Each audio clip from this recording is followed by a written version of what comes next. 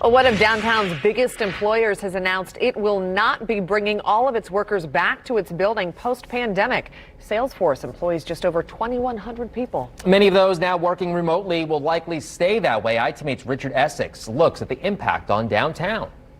Before the pandemic, about 5,000 people populated the Salesforce building in downtown Indianapolis every day. About half actually work for Salesforce. Now, Salesforce has announced that they will be bringing their staff back, but not all at once. Of the 2,100 people that work for Salesforce in this building, only a handful are here every day. The company has not released how many of their staff are in this building since the pandemic began, but they are giving options whether to work remotely or come into the office. Flex. When it's safe to return to the office, most of our employees around the globe will work flex. This means they'll be in the office 1 to 3 days per week for team collaboration, customer meetings, and presentations. Fully remote. For employees who don't live near an office or have roles that don't require an office, they'll work remotely full-time. Office space. The smallest population of our workforce will work from an office location 4 to 5 days per week if they're in roles that require it, which means the old days of crowded downtown streets and packed restaurants around Monument Circle at lunchtime may not return anytime soon. Yeah, and there's no question. In fact, I'm coming to you live now from Salesforce Tower. That's where our office is. Bob Schultz of Downtown Indy, Inc. So we see it every day.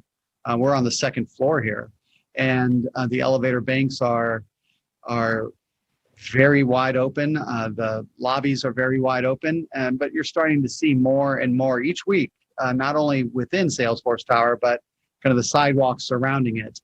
Schultz says that pre-pandemic, 150,000 people came into the city every day. Today, about 30% or 45,000 have returned. Having Salesforce, one of the larger private employers in the Mile Square, announced they are not bringing everyone back to the tower anytime soon, has had and will continue to impact retailers and businesses near the tower.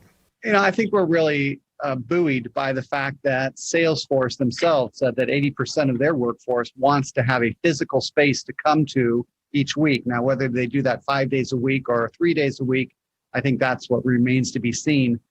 Joanna Carroll of the IU Kelley School of Business says decisions by Salesforce to limit staff in the building could be a harbinger for others considering a similar move. In at least some small way, a shift towards more online work. We're already seeing that in the tech industry for jobs that can be done more easily remotely. Salesforce has not announced a date when these new changes will take place. The company has indicated they will bring people back into the building when it is safe. In Indianapolis, Richard Essex, Wish TV, wishtv.com, and follow us on Facebook.